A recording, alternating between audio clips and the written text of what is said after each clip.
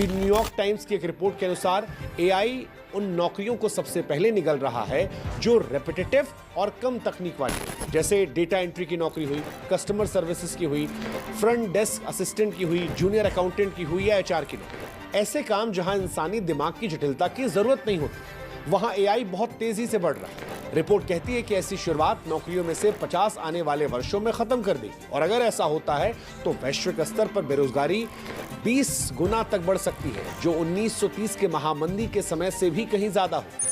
अब सवाल यह है कि एआई ऐसा क्या कर रहा है जो इंसानों से बेहतर साबित हो रहा है। तो आपको बता दें, एआई इंसानों से बेहतर इसलिए नहीं है क्योंकि वो समझदार है, बल्कि इसलिए बेहतर हो रहा है क्योंकि उसमें इंसानों जैसी कमजोरियां नहीं है। इंसान को तनख्वाह चाहिए हर महीने, इंसान को छुट्टी चाहिए, हर साल इंक्रीमेंट चाहिए, कई बार उसके मूड का असर भी काम पर पड़ता है। इंसान बीमार होता है, तनाव में आता है, वो छुट्टियां लेता है, कई बार काम टाल भी देता है। लेकिन जब बात एआई की होती है तो एआई मशीनें 24 घंटे 7 दिन बिना रुके काम कर सकती हैं। उन्हें ना तनख्वाह चाहिए, ना छुट्टी, ना त्योहार, और ना ही उनकी कोई पर्सनल प्रॉब्लम होती है। कंपनियों के लिए ये किसी सपने के सच होने जैसा है। वो ऐसे ही कर्मचारी चाहती हैं जो बिना सवाल किए, बिना थके, बिना मांगे लगातार काम कर दें, और आज एआई उनके लिए वही कर रहा है। यही वजह है कि कंपनियां इंसानों को तेजी से हटाकर अब मशीनों से उन्हें रिप्लेस कर रही हैं। अब बात करते हैं कि एआई से महिलाओं की नौकरी पर सबसे ज्यादा खतरा क्यों पड़ेगा। तो देखिए, संयुक्त राष्ट्र की रिपोर्ट कहती है कि एआई से सबसे ज्यादा खतरा महिलाओं की नौकरियों पर है। रिपोर्ट कहती है कि जहां पुरुषों की 28% नौकरियां एआई से प्रभावित होंगी, तो वहीं महिलाओं की 41% नौकरियां खतरे में हैं। और इसकी मुख्य वजह यह है कि महिलाएं जो होती हैं वो मुख्य रूप से कई बार कस्टमर सर्विस, प्रशासनिक या ऐसी नौकरियों में काम करती हैं जहां पर एआई बहुत तेजी से घुस रहा है। भारत में जहां पहले से ही महिलाओं के लिए नौकरी करना एक बड़ी चुनौती है, वहीं जो महिलाएं अब काम कर रही हैं उनकी नौकरी पर भी एआई की तलवार लटक रही है, और ये सामाजिक असमानता को बढ़ा सकती है। लैंगिक समानता की दिशा में किए गए दशकों के प्रयासों को ये पीछे ढकेल सकती है। ऐसे में सवाल ये, क्या सब कुछ खत्म हो जाएगा? तो जवाब है नहीं। एआई 7.5 करोड़ नौकरियां खत्म करेगा, लेकिन 13 करोड़ से ज्यादा नौकरियां नई पैदा भी करेगी। हालांकि ये नौकरियां सिर्फ उन लोगों को मिलेंगी जो एआई से जुड़े स्किल्स जैसे कि data science, machine learning, programming, AI ethics सीख चुके होंगे।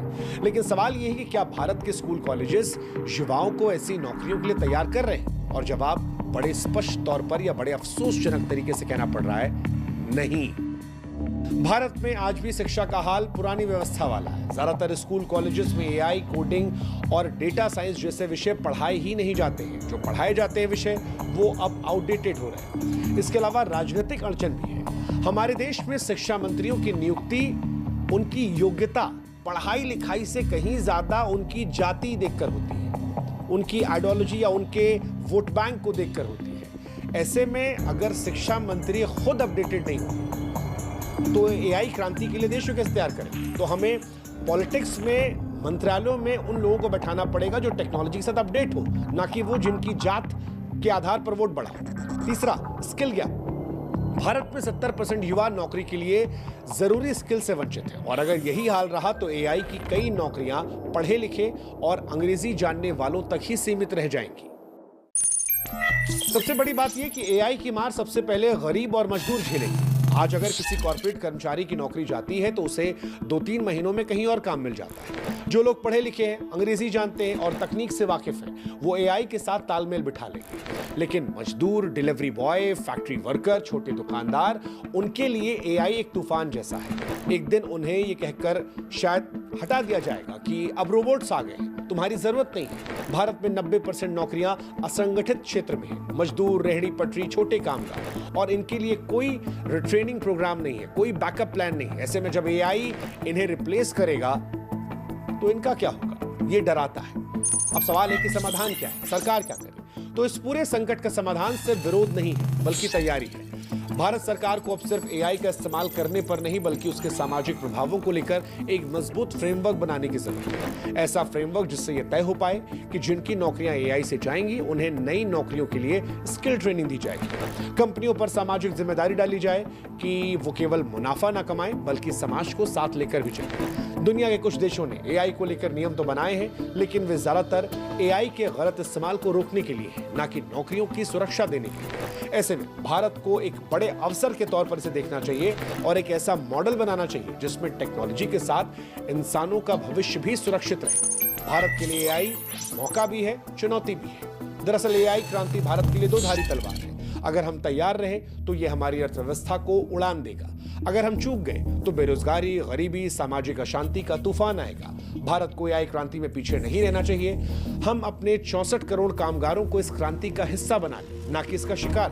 तभी भारत एआई के साथ आगे बढ़ जाएगा। और यही शायद इसका निष्कर्ष भी है कि बचना है तो तैयार हो जाइए, क्योंकि एआई का सच हम सबके सामने है। क्या एआई को चुनौती देखकर उससे डर जाएंगे या फिर उसे समझकर उसके साथ तैयार हो जाएंगे?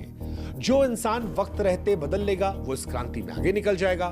जो नजरअंदाज करेगा वो पीछे छूट जाएगा। फैसला जो है वो अब आपके हाथ में है कि क्या आप नई स्किल सीखने को तैयार हैं या एआई से डरकर बैठे रहेंगे। जो कुछ है, लेकिन एक बात हम स्पष्ट कर दें कि इसमें वक्त कम है, बहुत कम है। इसलिए बेहतर है अगर आप पीछे नहीं छूटना चाहते हैं तो स्किल्स को सीखिए, एआई क्रांति में भारत को आगे ले जाइए, क्योंकि एआई रुकने वाला नहीं है। और बेहतर यही होगा कि हम और आप भी रुके नहीं, उसके साथ साथ आगे बढ़ें।